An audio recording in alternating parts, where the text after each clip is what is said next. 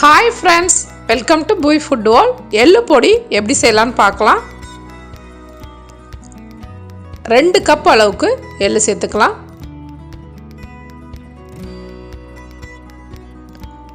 அடுப்பு மீடியம் ஃப்ளேமில் வச்சு எல்லாம் நல்லா வறுத்துக்கோங்க.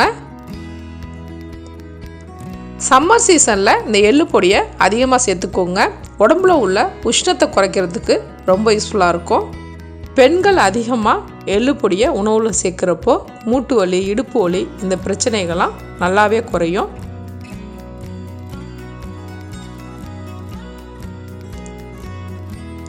பார்த்திங்கன்னா நல்லா பொரிஞ்சு வறுபட்டுருச்சு.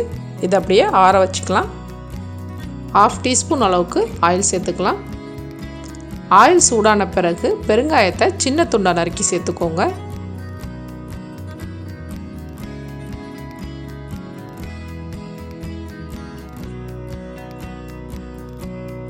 பெருங்காயம் நல்லா வறுப்பட்ட பிறகு 25 காஞ்ச மிளகாய் சேர்த்துக்கலாம். உங்கள் காரத்துக்கு தகுந்தாப்புல மிளகாய் சேர்த்துக்கோங்க. மிளகாவை லைட்டாக ஆயில் அப்ளை ஆகிற அளவுக்கு மிக்ஸ் பண்ணி விட்டிங்கன்னா போதும்.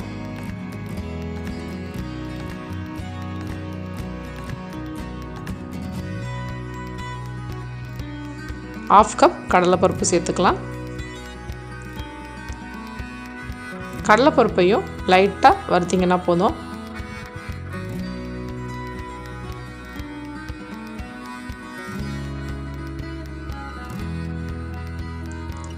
½ கப் வெள்ளை உளுந்து சேர்த்துக்கலாம்.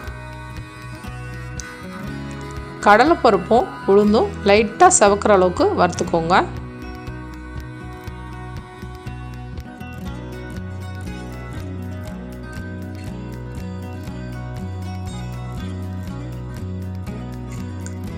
பார்த்தீங்கன்னா உளுந்தும் கடலைப்பருப்பும் லைட்டாக செவந்து வறுப்பட்டுருக்கு. இந்த ஸ்டேஜில் 1 கப் கருப்பு உளுந்து, கருவேப்பிலை, 1 பூண்டு அளவுக்கு சேர்த்துக்கோங்க. இப்போ எல்லா பொருளையும் நல்லா செவக்க வறுத்துக்கலாம். 1/2 கப் வெள்ளை உளுந்து, 1 கப் கருப்பு உளுந்து சேர்த்துருக்கேன். நீங்கள் வெள்ளை உளுந்து மட்டும் சேர்த்து கூட செஞ்சுக்கலாம், இல்லை கருப்பு உளுந்து மட்டும் சேர்த்து கூட செஞ்சுக்கலாம். குழந்தைங்களுக்கு எள்ளோட டேஸ்ட் பிடிக்கலன்னா 1 கப் அளவுக்கு கூட எள்ளு சேர்த்து செஞ்சுக்கலாம். மிளகாய் நல்லா வறுப்பட்டுருச்சு, தனியாக எடுத்து வச்சுக்கலாம்.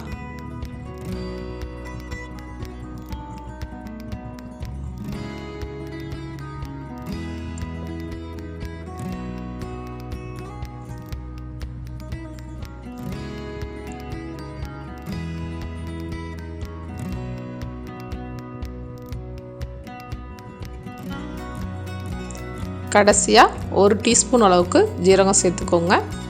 ஜீரகம் சேர்த்து லைட்டாக வறுத்திங்கன்னா போதும். ஜீரகம் ஆப்ஷன் தான், விருப்பப்பட்டால் சேர்த்துக்கோங்க. பார்த்திங்கன்னா நல்லா செவந்து வறுப்பட்டுருச்சு. மிக்சியில் அரைக்கிறதுக்கு முன்னாடி பூண்டை தனியாக எடுத்து வச்சுக்கோங்க.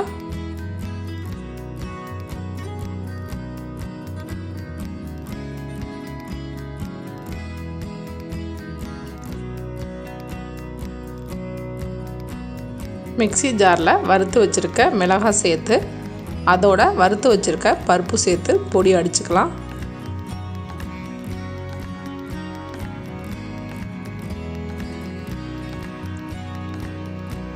இந்த மாதிரி கொரப்பாக இருக்க மாதிரி பொடி அடிச்சுட்டு இந்த ஸ்டேஜில் எள்ளு சேர்த்துக்கோங்க.